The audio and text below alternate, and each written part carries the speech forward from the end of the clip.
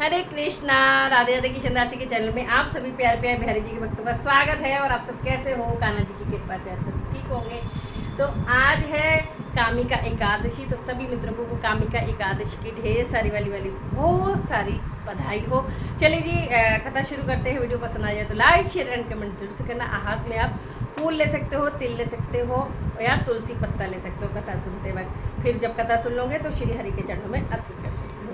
चलिए जी शुरू कर देते हैं। तो श्रीमन नारायण नारायण नारायण भजमन नारायण नारायण लक्ष्मी नारायण नारायण नारायण गोविंद नारायण नारायण नारायण। बोलो लक्ष्मी नारायण भगवान की जय। एकादशी महारानी की जय। श्रावण मास की कामिका, इसे पवित्रा एकादशी भी कहते हैं। श्रावण मास के कृष्ण पक्ष की एकादशी पवित्रा एकादशी अथवा कामिका कहलाती है। इस दिन भगवान श्रीधर की पूजा की जाती है। यह बहुत पुण्यदायी व्रत है जो हर प्रकार के पापों का नाश कर उनसे मुक्ति दिलाता है।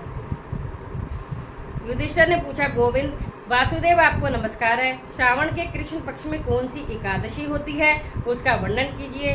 भगवान श्री कृष्ण बोले, हे राजन, एक बार नारद जी ने ब्रह्मा जी से यही प्रश्न किया था। तब ब्रह्मा जी ने नारद जी से कहा, यह प्रश्न अति उत्तम आपने हमसे पूछा है, सावधानी से सुनो। भगवान बोले, मैं संपूर्ण लोगों की हित की इच्छा से तुम्हारे प्रश्न का उत्तर दे रहा हूँ, ध्यान से सुनो। श्रावण मास में जो कृष्ण पक्ष की एकादशी होती है उसका नाम पवित्रा अथवा कामिका है। उसके स्मरण मात्र से वाजपेयी यज्ञ का फल मिलता है। इस दिन श्रीधर, हरि, विष्णु, माधव और मधुसूदन आदि नामों से भगवान का पूजन करना चाहिए।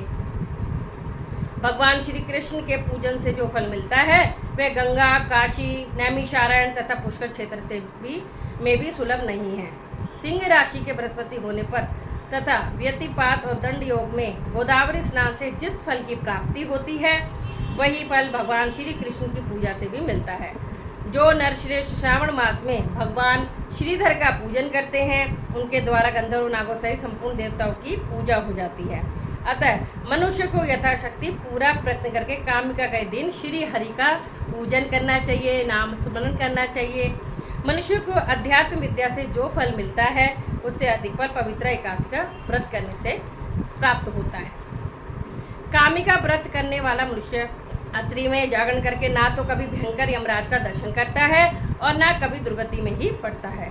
लालमणि, मोती, वैदुर्य और मूंगे आदि से पूजित होकर भी भगवान विष्णु जैसे संतुष्ट नहीं होते जितने तुलसी दल से पूजित होने पर होते हैं। इसलिए श्री हरि को तुलसी दल जरूर से अर्पित करना चाहिए। जिसने तुलसी की मंजरियों से श्री केशव का पूजन कर लिया उसके जन्म भर का पाप निश्चय ही नष्ट हो जाता है।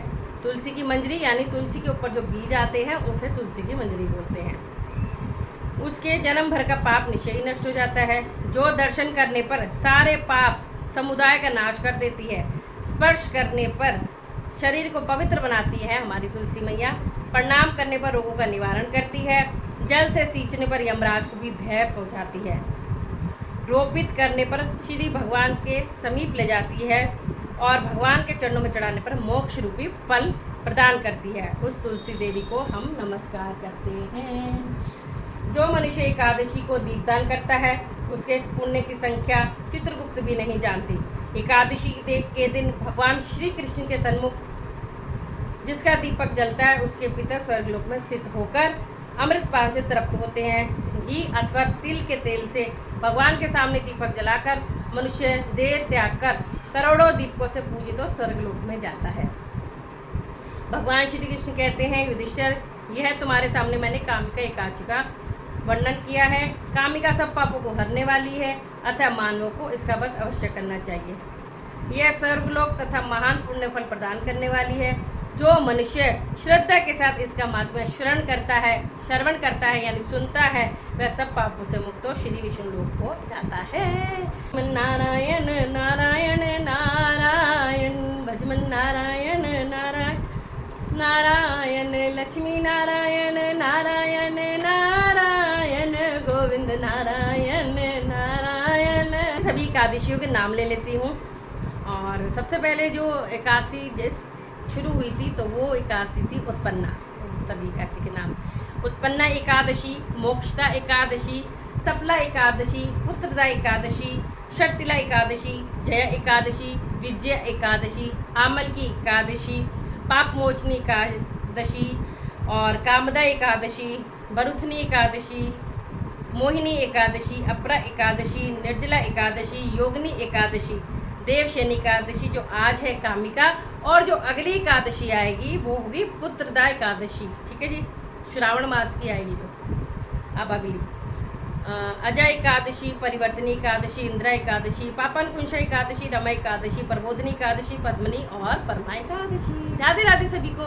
आशा करती हूँ खूब अच्छे से, कितना अच्छा ज्ञान मिला है तुलसी जी की जानकारी हमें, उनके जो तुलसी जी की मंजरी के को अर्पित करने से क्या फल होता है, तो प्रभु किस चीज़ से प्रसन्न होते हैं, और खाली तुलसीदास से हमारे ठाकुर जी प्रसन्न हो जाते हैं। तो इसी बात है, बोलवा के बिहारी लाल की जय, श्रीमती राधा रानी की जय।